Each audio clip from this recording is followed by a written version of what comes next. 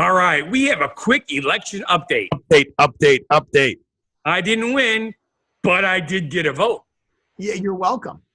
Thank you. Oh, it wasn't me. I was in St. Louis. No. Jeopardy question.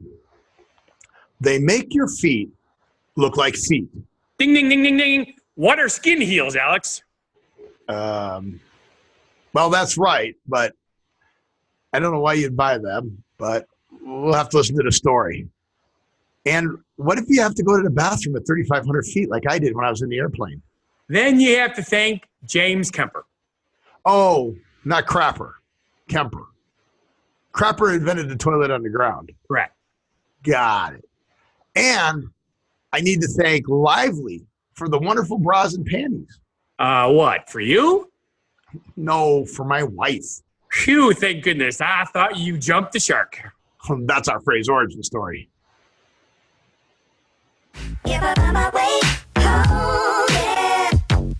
Welcome to What Happened in the World Today. I'm Steve. No, I'm Steve.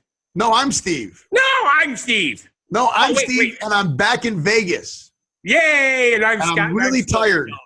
And I'm really, really tired. And you're Scott. And this is a show about bad life decisions. Yes. No. Created a YouTube show. No, this isn't a show about bad life decisions. This is a tale of how bad life decisions became a YouTube show. There we go. And we're going to talk about what we've noticed is going on in the world today. What we've noticed is going on in the world today is I'm talking really fast right now because we don't talk about elections or politics. Well, we do talk about elections, but Scott did not win the governorship in Wisconsin. But he did, however, get a vote for senator. Yes. Of course. Why did you write yourself in for senator? Why didn't you write yourself in for governor? Well, because this was one of the closest races in history, and I needed to make sure that the vote counted. Oh, so you want to make sure your guy, both guys, right? The guy that I wanted to win. They're both guys. Because a lot of women won for governors. Including our first gay. Openly gay. Yeah. Openly gay. Not first gay. Openly gay. Openly gay, yes. That's correct. Big difference. And Native American woman. Yes. And a dead guy. We had a dead guy win? I missed that. So here in Pahrump, the guy who owns the Bunny Ranch, Dennis Hoff, was actually running for county Senate representative. I think it was representative. And he passed away 2 weeks ago. Dennis Hoff passed away 2 weeks ago. And he still won. But there's a reason for that. If your party wins, which he was Republican, they have to appoint a Republican person to replace him. They cannot appoint a Democrat to replace him. And the person who passed away was a Democrat, they would have to appoint a Democrat to replace him. So the party still wins, just Dennis Hoff did not. So we've had all kinds of people win. Oh, and American Indians, Native American Indian, yep. That's right. They won. I liked her saying, she goes, I never thought I would live long enough to see someone who looks like me representing me. That's right. How awesome is that? Good. And Danny Tarkanian, who for those of you who don't, the name sounds familiar, Tarkanian, because he was a famous basketball coach. Okay. Right? At UNLV, he used to sit and keep a towel in his mouth, and the shark. His son was running, but lost. And he'd said a couple words and then let his wife take over. And his wife laid into the woman who was running for senator here, Rosen, just laid into her. She goes, look, I can't believe you guys voted it, and not he lost, but not to her. But we ran against her. We have 2 defamation lawsuits going against her at this time. She is a liar, and we cannot believe you guys voted in a liar. She said that. Wow. So I'm just reporting what she said. I'm not saying that the lady's a liar. We do not take sides on show. Right? But I was very entertained by how animated and how she went off on her going, she's a liar, and I can't believe people voted for a liar, and oh yeah, it was bad. Well, first of all, as much as you can really want a politician, I have a couple politicians that I actually know personally. I play golf with them and stuff like that. Hey, look, they're very likable people. Yes, but they have to lie in their line of work. It's what they have to do. Well, no. All right, they don't have to, but they all do. They don't. Okay, everyone lies. Okay, one of my sayings I tell everybody is everyone lies. That's correct. You lie to your boyfriend, you lie to your girlfriend, you lie to your mother, you lie to your father, you lie to your kids. The person you don't lie to is yourself. But a lot of people do that too. If you tell yourself you can't do something, you are not. No, they don't lie to themselves. They're doing exactly what they told themselves that they would do. That's true. That's the difference. When you say it, it becomes the truth to you. All right. So but politicians don't have to lie. That's true. They don't have to. They don't have to. Ronald Reagan didn't lie. He was an actor. He just said lines. That is. I like it. I like it. So he didn't lie. I wonder if he would have liked these $10,000 special shoes. Wow, I'm tired, and even I thought that segue was really bad. So unfortunately, Ronald Reagan is dead also. Yes, he is. But if he wasn't dead, there's no way. Okay, so the designers invented these new shoes. They're called skin heels. Yes. Okay. So I'm like, oh, okay, $10,000 for a pair of shoes. They're designer shoes, yada, yada, yada. They are designed to look like they're your skin on your feet. They actually have like toes painted on them. They're shoes. Correct. They're not like the shape in toes, like the toe shoes. Remember those? Yes. Those shoes that had individual toes you had to put on. It's not like that. But here's the part that I was like, really? Okay, so they're high heels. Yes. For all the pictures we saw. Some of them have like glass cups underneath the front to really raise you up, and a huge, super long stiletto heel. Some of them have a horn that comes off the back.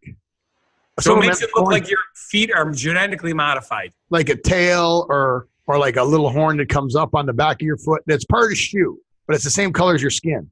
Correct. Here's the part that got to me. Some of them even have moles. Yes. And have moles with hair coming out of them. Yes. Really?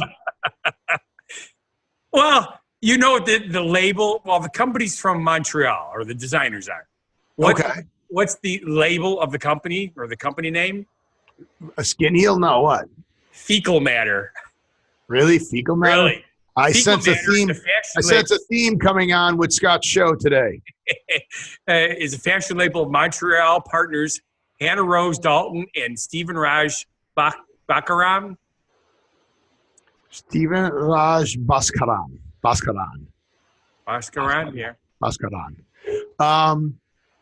So, yeah, no. I'm not. It was interesting enough. I had to bring it up. I mean, if these are design shoes, and we can design shoes, we can do a Star Trek line. We're going to do the Genuine Positivity line of shoes. Well, we should do a Genuine Positivity line, but yeah, they won't look like this. So we'll look them up. If you want to see pictures of this, look, just skin heel, SKINHEEL, 2 words. 2 words, yeah. And it'll pop up. And yeah, I'm like, okay. But yeah, we can do theme shoes. Yes. And in keeping with this theme, how about if we do a short history of toilets at 35,000 feet? I don't want to go up to 35,000 feet to do the story. Can we just do it from here? No. You were at 35,000 feet earlier today, or was it last night? Last night. Well, it was earlier today because it was 1 o'clock in the morning by the time I got here. So it was earlier today. Or it was it was yesterday. I don't know. It's all running together to me. I flew out. You had the runs? I probably could. I'm so tired. But I left Sunday. I got. I think that's proper grammar. I don't even know. That night I got 7 hours of sleep. It did good. Then I woke up and I went to bed at 1 and got up at 5 and I got 3 hours of sleep. Oh yeah, and by the way, we hope you enjoyed the show from St. Louis while I was there because apparently the internet was really sucky. It was really bad. I had so much trouble keeping up on that. Yeah, so I thought, you were just waiting for me to finish talking or what was going on. I didn't realize there were delays and cuts and stuff like that. So sorry about that last show, everybody, but oh well. So yes, I was on an airplane. I told you good luck rating me in this show. Yep, it's fine. I was on an airplane. I did not fly nonstop. So I flew a huge plane to San Francisco. Then I flew a tiny plane from San Francisco to St. Louis. I'm not sure why they did that. But Delta, I flew a medium-sized plane, and then I flew a big plane with movies and all that on the plane from the second half. So I got to see movie for free, included. Cool. I didn't have to pay. You were in Michigan, were you? What's that? Wasn't your layover in Michigan on the way back? Detroit. That's Detroit Michigan. to St. Louis. Yeah, it was awesome. You really are tired. I am tired. No, that's Wisconsin. Is that Michigan or Wisconsin? Well, you flew right over my house. Is that Michigan or Wisconsin? Well, that's Michigan. Okay, is the lake the right way? Oh, no. The Michigan's known as the mitt or the boot. Lower part of Michigan. I don't know which way to hold it, though. Oh, but whatever. Because you point, Detroit's right up here. Yeah. Lake Superior. All right. What were we talking about? Oh, we flying and yes, and all the people waiting in line at the bathroom. Yeah. Well, the crapper. Are we going to do another crapper caper? No. Is somebody going to steal something? We did that. Because Claude Cooper could cop the clapper caper. Now, there's one thing that I am kind of curious about. The first flight by the Wright brothers did not have a toilet, although it is surmised that he might. Oh, you don't need a toilet. So here's what they do. And you get in trouble for this. So don't let anybody do this. When they're doing the laying down zip line, they just pee on the people below them. Right. So the Wright brothers probably did that. Yes. But I actually lost this because you were rambling and I moved the I derailed you. But I believe that the first vacuum toilet installed in an airplane was a vacuum toilet. They had the blue toilet before. Yep. It wasn't vacuum. Was it always vacuum? No, it wasn't always vacuum. No. It was the blue toilet, just like in Vegas Vacation. During World War II. You want to stick with the story, and I want to go all over the place. Do you remember the movie Vegas Vacation? No, I do not. You know what vacation is? Vacation stuff, yeah. Okay. Well, this one in the beginning, while they're flying, they, what was his name? It wasn't Claude. It was Carl? No, Vegas Vacation. What is their names? What's their last names? Chevy Chase plays the guy. Yeah. Carl. I don't think it's Carl. Clark, yep. Clark Griswold. Really? I'm the tired one, and you can't remember Clark Griswold? Okay, so Clark, before I even came up here. All right, so Clark Griswold. So D'Angelo, who's the actress, goes into he goes, hey, you want to join the Mile High Club? So they go into the bathroom, right? Well, accidentally hit the flush, and the blue water's coming out. So he's got blue water. His hand is stained blue. Well, no, her foot goes in there and gets stuck. So he's trying to pull it out. So her foot is blue, her shoe is blue, and her leg is blue partial way up. His hand is blue all the way up his sleeve like this is blue to here. So they go and they check in at the Mirage Hotel, and he goes to sign, and she looks at it, and he goes, my ink pen exploded. You know how it is. Right. So do you remember that movie or no? No, I didn't see that one. Oh, you got to watch that movie. It's a great movie. I was never. Papadopoulos is part of that. It's another movie I recommend for you to watch. The only vacation movie I really liked was the one where he had the station wagon with the 8 headlights. That was the original one. The wagon. Oh man. Yeah, I think it was because I still remember the Bob and the Baloney line. I don't know, but go ahead. It was just had to do with the Bop and Baloney line. So that's the only one I really watched. The other ones, I have a thing with dumb movies. I don't like to have my intelligence insulted to that extreme. Oh, I love my intelligence insulted. The Wagon Clean Family Truckster. That's what it was. The Family Truckster. Yep. All right, go ahead. I just thought it was. All right, so they're on the airplane and you're talking about crappers. Yes. Well, I was just saying that during World War II, one of the biggest complaints was because they didn't have the vacuums at this point. If they were hitting turbulence or if they were doing evasive maneuvers, the evasive maneuvers. That's really what it was. because all the stuff that was in the toilet would end up flying all around the cabin. Well, here's my favorite part. What a lot of the crews would do would go into glass jars. Yes. And when they were bombing the Germans, they'd be throwing the glass jars out too. Yeah. So not only were they bombing them, but they were doing biological warfare. That's right. So early biological warfare. So yeah, no, I would not want to be. Okay, it's bad enough to be in the vomit comment, which we have talked before about. Yes, we have. And you know what? I never started my timer, so I have no idea how long we've been going. But is the recording thing like pretty close? Yeah, we're time to go to our genuine positivity message. Yeah. So all right. So that's toilets, and I don't think we ever talked about what you want to talk about. The fact that the first vacuum toilet was installed in 1982. 1982. So thank goodness. But yeah, watch Vegas Vacation, everybody. We should go to our genuine positivity message. Okay, and it's by Antimonious. Really, Antimonious, not anonymous? Well, I call her Antimonious. You call Pehonix Phoenix or Phoenix. Well, yes. So, see, because nobody really cares. Well, and nobody really knows who this comes from, but it's been repeated over and over and over again. So now it's Antimonious.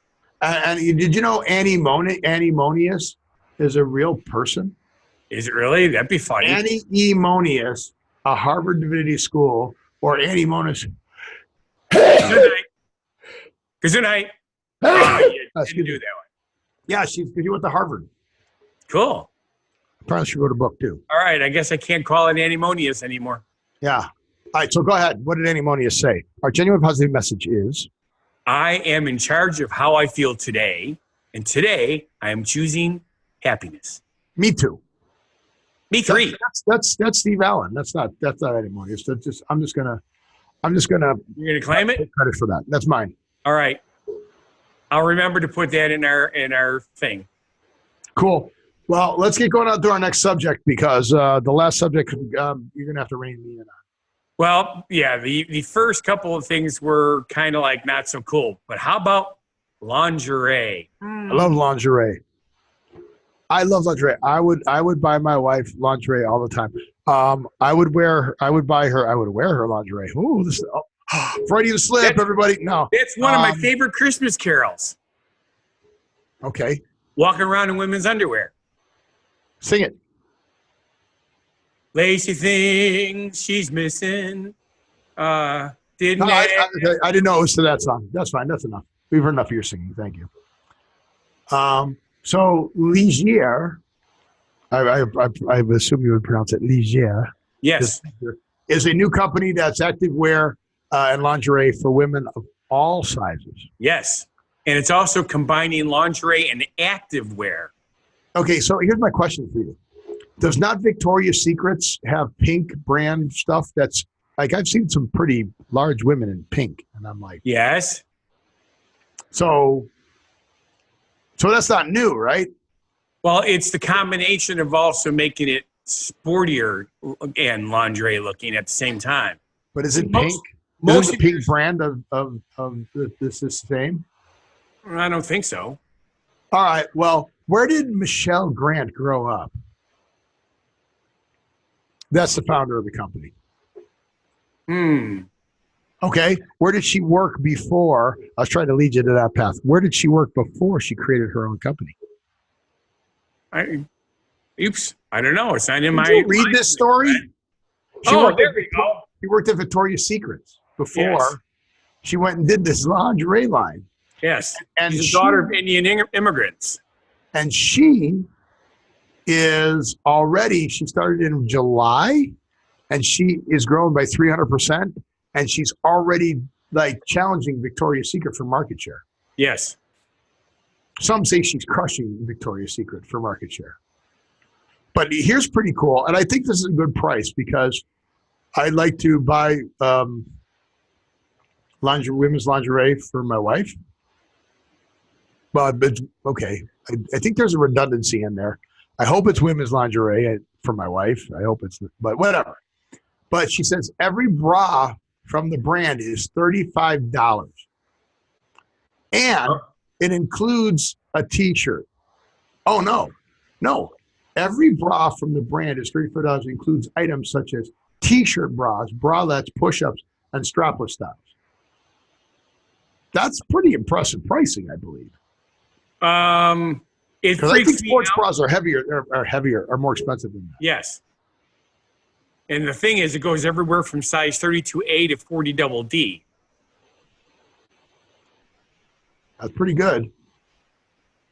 So good for her. Now it says her name is Lively. What did I say her name was? Lively Success Company. Really, you're not listening. I'm tired and you're not listening to me. Well, it's because you're going so fast. As Michelle Gordo-Grant grew up, she thought she'd be a doctor or lawyer. So how does it say Lively? Lively. Her last name is Grant. Now, Lively. Oh, the name of the company is Lively. Yes. Lively was founded by Grant in April of 2016. But this year it's really, really caught on. So good for her. Yes. She grew by 300% in 2017 and is going to see triple in digital gains in 2018. Which is not a bad deal. That's one of the things that freaks me out because for $32, I can buy like 2 dozen pair of underwear and my wife gets one bra. That just freaks me out. No, she doesn't even get one bra. She gets less than a bra. Oh. And the thing that really irritates me is I like it when she doesn't wear one, but that's a whole nother story. Oh, no, I like when they wear a bra. Okay, so men are visual. Oh, God, here goes. Steve's on a rant. Put this down for another show subject, but okay. Men are visual and women are emotional. Yes, they're very true. So women need to feel things and be told things, and men just need to see it. That is right. So write that down for a show subject. You got that? I got it. Okay, good. We will visit that at some point. But now we need to jump the shark. Why? Oh, that's a phrase origin story. The phrase origin story, jump the shark. I am truly actually amazed. So jumping the shark is our phrase origin story. And jumping the shark is when a show has kind of reached its peak. It starts to decline in quality. So it's not necessarily losing viewership, but the quality of the show goes down, right? After this point, you're like, they've done everything. They've jumped the shark, and it's over. Yes. So why is that a TV phrase for jumping the shark? Well, everybody remembers when Fonzie from Happy Days did the ski jump. Literally jumped the shark. That was on September 20th, 1977. So most of you kids are watching us on YouTube. Forget it. People on the podcast are like, yeah, we're your age. We know what you're talking about. Yep. So Henry was being challenged about his bravery, and I forget why they were at the beach. Not Henry, Arthur. Oh, yeah, Arthur. Henry's his real name. Fonzie, Arthur Fonzarelli. Yes. But, yeah, I told you I was tired. They were out in Los Angeles, and I don't know why they were visiting Los Angeles, but, oh, yeah, you're not there. So there was a shark penned in this cage, and he goes, I'll jump it. So he jumped at the shark. Yeah, of course, in his leather jacket. Hey. Yes. But yeah, so he jumped the shark, and the stunt was like, and that was really him too. Water ski. I mean, it wasn't a real shark, but Henry Winkler knew how to water ski, so he actually did it, the jump. But so from that point on, I don't remember the name of the radio guy that picked up and started the phrase. Here we go. Here we go. John Hines. John Hines, roommate, University of Michigan, Sean Conley. When they were talking about favorite TV shows had gone downhill, the two began identifying additional shows that jumped the shark. So this was coined in 1985. Relatively new, except for those of you born after that. Right. But so then I had to take a look and go, okay, what other shows jumped the shark? Now here's a show that didn't really jump the shark. Well, it didn't start to decline, but The Simpsons, Homer actually jumps a shark. Yes. As a spoof, not as actually jumping the shark. Right. But some say Will and Grace, once Will and Grace started to do their decline, then they started bringing everybody and anybody that's on there. So if you go to IMDb and you look at Will and Grace, there are a billion is an exaggeration, but a lot is not. Yes. There are a lot of people that get credit on that show because they did guest spots on that show. Yes. The one that I thought that was definitely a jump the shark move was when Grey's Anatomy had the musical.